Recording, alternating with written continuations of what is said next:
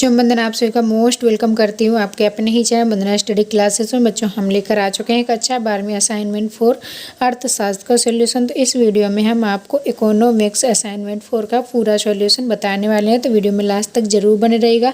अगर वीडियो आपके लिए थोड़ा सा भी यूजफुल रहा है तो वीडियो को लाइक ज़रूर कर लें, चैनल को सब्सक्राइब कर लें, ज़्यादा से ज़्यादा अपने दोस्तों को फ्रेंड्स ग्रुप में ज़रूर शेयर कर दें ताकि आपके दोस्तों को भी सॉल्यूशन पीडीएफ मिल पाए। ठीक, तो चलिए बच्चों स्टार्ट करते हैं। इसके पहले हमने राजनीति विज्ञान, भूगोल, हिंदी, इंग्लिश आपके सभी सब्जेक्ट के लगभग सॉल्यूशन डाल दिए हैं। अगर आपने नहीं देखे हैं तो देख लीजिएगा। सभी सब्जेक्ट के सॉल्यूशन आपको हमारे चैनल पर मिल जाएंगे, लिंक आपको डिस्क्रिप्शन में मिल जाएगी, वहाँ से आप चेक कर लीजिएगा। ठीक, अगर बच्चों सॉल्यूशन की पूरी पीडीएफ आपको चाहिए तो पीडीएफ भी बच्चों मिल जाएगी। आपको गूगल पर सर्च करना है वंदनाक्लासेस.com। ठीक, वंदनाक्लासेस.com हमारी वेबसाइट है। यहाँ पर आपको पूरी सॉल्यूशन की फुल पीडीएफ मिल जाएगी, आप यहाँ से डाउनलोड कर सकते हैं। तो चलिए बच्चों क्वेश्चन नंबर फर्स्ट देखते हैं। क्वेश्चन नंबर फर्स्ट है, बंद अर्थव्यवस्था में आय के चक्रीय प्रवाह को स्पष्ट कीजिए। बंद अर्थव्यवस्था में आय के चक्रीय प्रवाह को स्पष्ट करना है तो इसमें आपको लिखना है, बंद अर्थव्यवस्था से तात्पर्य उस अर्थव्यवस्था से है जिसमें आर्थिक गतिविधियां देश की सीमा तक ही सीमित रहती हैं। ऐसी अर्थव्यवस्था का विश्व की अन्य अर्थव्यवस्थाओं से कोई संबंध नहीं रहता। ऐसी स्थिति में बंद अर्थव्यवस्था वाले देश के सामने न तो आयातों के भुगतान की समस्या होती है और न ही निर्यातों से प्राप्त होने वाली आय की समस्या होती है। ठीक, ऐसी अर्थव्यवस्थाओं में विदेशी ऋण न तो लिया जाता है और न दिया जाता है। ऐसी दशा में बंद अर्थव्यवस्था में आय के चक्रीय प्रवाह के निम्न 4 घटक होते हैं। ठीक, तो ये आपको पॉइंट वाइज लिख देना है। पहला पॉइंट लिखेंगे पारिवारिक आय। परिवार के सदस्य उत्पादन के साधन के स्वामी होते हैं और वह उत्पादन क्षेत्र का अपनी सेवाएं प्रदान कर आय प्राप्त करते हैं। यहाँ पर आय कर लेना। हेलो स्टूडेंट, मैं आपको एक न्यू ऐप के बारे में बताऊंगी जो कि स्टूडेंट में बहुत ही ज़्यादा पॉपुलर होता जा रहा है। चाहे कोई भी क्वेश्चन हो या डाउट हो या कॉन्सेप्ट ना समझ में आए, कोर्स या जेई नीट पढ़ाई में कोई भी दिक्कत आ रही हो, उसका सॉल्यूशन मिलेगा फिलो ऐप में। अपने डाउट को किसी भी टाइम क्लियर करें इन 3 स्टेप पर। पहले आपको प्ले स्टोर या ऐप स्टोर में ऐप डाउनलोड कर लेना है, अपने फ़ोन नंबर से साइन अप कर लेना है। इसके बाद अपने क्वेश्चन की फ़ोटो खींचें या टाइप करके क्वेश्चन भेज सकते हैं। 16 सेकंड में इंडिया के टॉप स्नैप कॉल पर कनेक्ट कर देगा। अगर आप मेरा कोड यूज करते हैं तो आपको 10% डिस्काउंट मिलेगा। मेरा कोड है BWE001 लेना। आय प्राप्त करते हैं। इसके अतिरिक्त परिवारों को तथा सरकार द्वारा सार्वजनिक सेवाओं पर व्यय अथवा आय स्थानांतरण के रूप में आय प्रवाह होता है। अतः पारिवारिक आय के 3 प्रवाह होते हैं। तो ये 3 प्रवाह आपको लिख लेना। साधन का पुरस्कार, सरकार द्वारा सेवाओं पर व्यय एवं राज्य आय का स्थानांतरण प्रवाहों से प्राप्त आय। परिवार उत्पादन क्षेत्र द्वारा उत्पादित वस्तुएं एवं सेवाओं क्रय करने के लिए व्यय करते हैं। यह आय का कुछ भाग करों के रूप में सरकार को देते हैं और शेष बचत को पूंजी बाजार में प्रवाहित करते हैं। कुल मिलाकर परिवार अपनी आय को उपभोग कर और बचत के रूप में प्रवाहित करते हैं। ठीक, इसमें सेकंड पॉइंट आपको लिखना है उत्पादन क्षेत्र की आय। उत्पादन क्षेत्र द्वारा उत्पन्न की गई वस्तुओं एवं सेवाओं पर सरकार को विक्रय कर के रूप में आय प्राप्त होती है। इस आय में अनुदान एवं सहायता के रूप में आय प्राप्त होती है। साथ ही पूंजी बाजार से भी विनियोग के रूप में आय प्राप्त होती है। इसके विपरीत उत्पादन क्षेत्र से आय का प्रवाह परिवारों, केंद्रों और राज्य द्वारा स्थानीय सरकारों एवं पूंजी बाजार के द्वारा होता है। ठीक, नेक्स्ट है आपका तीसरा पॉइंट, सरकार की आय का प्रवाह परिवारों, उत्पादन क्षेत्र तथा पूंजी बाजार की ओर है। राज्य की ओर से परिवारों को होने वाला आय प्रवाह सामाजिक सेवाओं के व्यय आय हस्तांतरण के रूप में होता है। तो ये बच्चों आपको तीसरा नंबर पॉइंट पूरा लिख लेना है इस तरीके से। ठीक,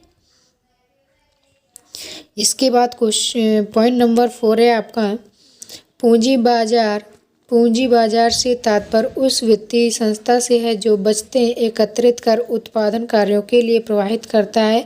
पूंजी बाजार से आय का प्रवाह व्यक्तिगत बचतों, व्यावसायिक बचतों एवं राज्य की राज्य की बचतों से होता है और पूंजी राज्य से बचतों का प्रवाह उत्पादन क्षेत्र में विनियोग एवं राज्य को प्रदान किए जाने वाले ऋण के रूप में होता है। ठीक, इसके बाद क्वेश्चन नंबर 2 है आपका आय के चक्रीय प्रवाह से आप क्या समझते हैं? आय के चक्रीय प्रवाह का महत्व समझाइए।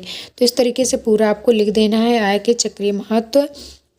आय के चक्रीय प्रवाह से आशय मुद्रा एवं पदार्थ तथा सेवाओं के निरंतर प्रवाह से है। आय का चक्रीय प्रवाह अर्थव्यवस्था के प्रमुख क्षेत्रों जैसे परिवार, फर्म, सरकारी क्षेत्र से जुड़ा रहता है। उदाहरण के लिए फर्में पहले आय सृजित करती हैं, तत्पश्चात यह आय परिवारों में सेवा प्रदान करने के लिए वितरित की जाती है और अंत में यही आय फर्मों के पास वापस आ जाती है। यही आय का चक्रीय प्रवाह कहलाता है। ठीक, इसके बाद आपको ये लिख देना है चक्रीय आय प्रवाहों, यहाँ पर आपको प्रवाहों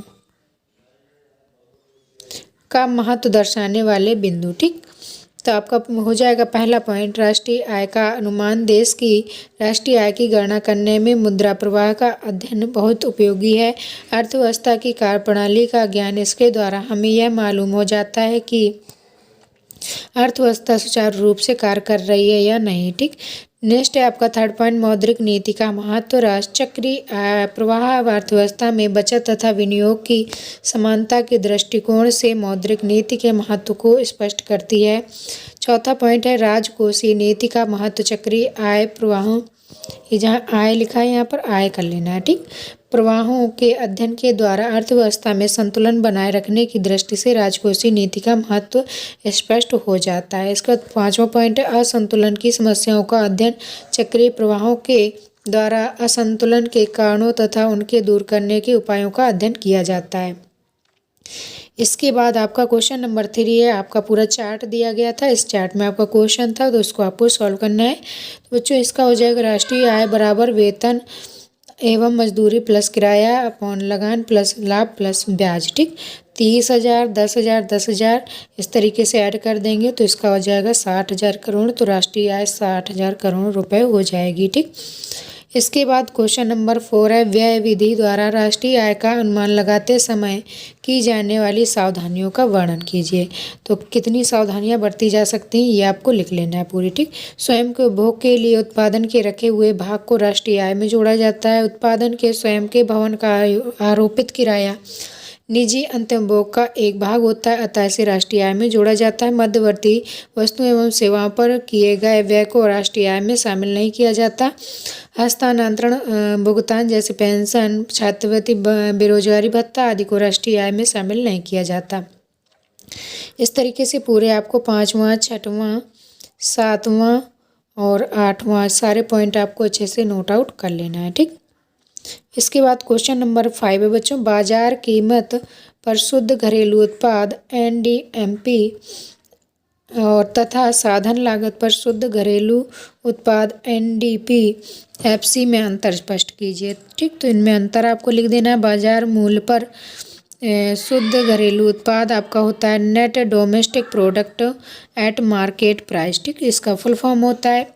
इसके बाद आपको इसमें लिख देना विशुद्ध घरेलू उत्पाद के मूल्य को बाजार में प्रचलित कीमतों के आधार पर मापा जाता है, तो उस माप को बाजार कीमतों पर भी शुद्ध घरेलू उत्पाद कहते हैं। ठीक, अर्थात बाजार मूल्य पर विशुद्ध घरेलू उत्पाद का आशय एक अर्थव्यवस्था में एक लेखा वर्ष के अंतर्गत उत्पादित वस्तुओं एवं सेवाओं के बाजार मूल्य से है। इसके बाद अर्थात बाजार मूल्य पर विशुद्ध घरेलू उत्पाद बराबर एक देश की सीमा के भीतर एक लेखा वर्ष में उत्पादित सभी अंतिम वस्तुओं एवं सेवाओं का बाजार मूल्य। ठीक, इसके बाद इसमें लिखना है इसे बाजार कीमतों पर भी शुद्ध राष्ट्रीय आय में से विदेशों से प्राप्त विशुद्ध साधन को घटाकर भी निकाला जा सकता है। ठीक, तो इस तरीके से ये पूरा आपको लिख लेना है। NDPMP बराबर NNPMP माइनस NFIA। ठीक, साधन लागत पर विशुद्ध घरेलू उत्पाद net domestic product at factor cost. ठीक, तो इसको भी पूरा आपको नोट आउट कर लेना है। ठीक, इस तरीके से पूरा आपको लिख लेना है। इसको लिखेंगे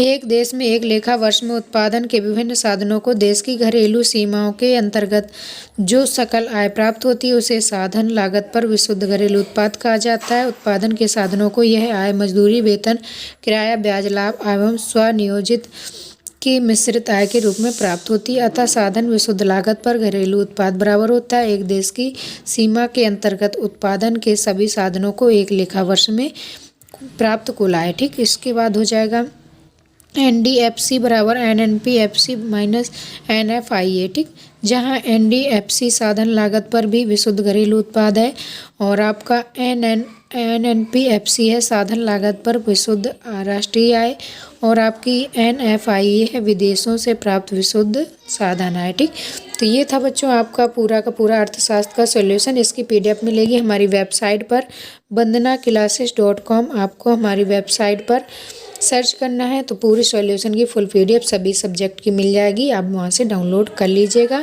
अगर बच्चों आपने अभी तक वीडियो को लाइक नहीं किया, जल्दी जल्दी लाइक कर लें, चैनल को सब्सक्राइब कर लें, ज़्यादा से ज़्यादा अपने दोस्तों को फ्रेंड्स ग्रुप में शेयर कर दें ताकि आपके दोस्तों को भी सॉल्यूशन मिल पाए। बच्चों अगर आपने टेलीग्राम ग्रुप नहीं ज्वाइन किया तो लिंक आपको डिस्क्रिप्शन में मिल जाएगा, टेलीग्राम ग्रुप जरूर ज्वाइन कर लें। टेलीग्राम पर भी हम सॉल्यूशन की पूरी PDF आपको सेंड कर देंगे तो वहाँ से भी आप डाउनलोड कर पाएंगे। चलिए बच्चों मिलेंगे नेक्स्ट वीडियो में, तब तक के लिए bye bye, thanks for watching.